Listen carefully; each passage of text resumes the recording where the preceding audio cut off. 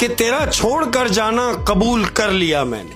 تیرا چھوڑ کر جانا قبول کر لیا میں نے. ہاں چلا گیا کہ تیرا چھوڑ کر جانا قبول کر لیا میں نے, لیکن تیرا روز یاد آنا بہت اذیت دیتا ہے.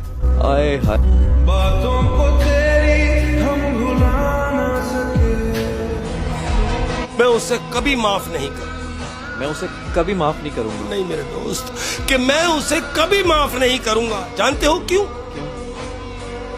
چھوڑ کر نہیں گیا, توڑ کر چلا گیا.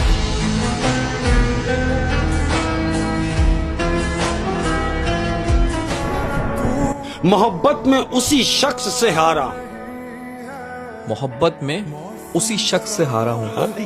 کہ محبت میں اسی شخص سے ہارا ہوں, وہ جو کہتا تھا میں صرف تمہارا.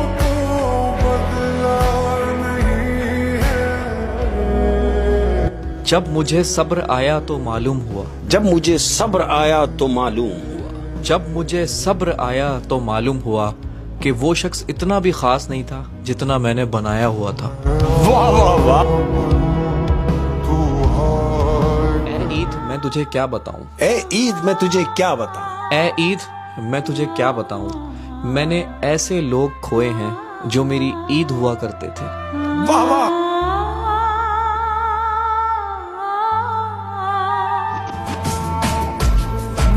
کہتے ہیں کہ بارات میں دولہا پیچھے اور دنیا آگے ہوتی ہے, اور میت میں جنازہ آگے اور دنیا پیچھے ہوتی ہے. تو اس کا مطلب یہ ہوا کہ دنیا خوشی میں آگے اور غم میں پیچھے ہو جاتی ہے. واہ واہ واہ واہ. آپ کو ہر رشتے میں وفاداری ملے گی. آپ کو ہر رشتے میں وفاداری ملے گی, بس آپ بات ہونٹوں سے نہیں نوٹوں سے کیا کریں. روز کہتا ہے مجھے کوئی سہارا چاہیے, دل تو روز کہتا ہے مجھے کوئی سہارا چاہیے, پھر دماغ کہتا ہے کیوں تجھے دھوکہ دوبارہ چاہیے. موت کا خوف ہے لیکن گناہوں پر روک نہیں. موت کا خوف ہے لیکن گناہوں پر روک نہیں. موت کا خوف ہے لیکن گناہوں پر روک نہیں. جنت بھی جانا ہے پر نماز کا شوق نہیں.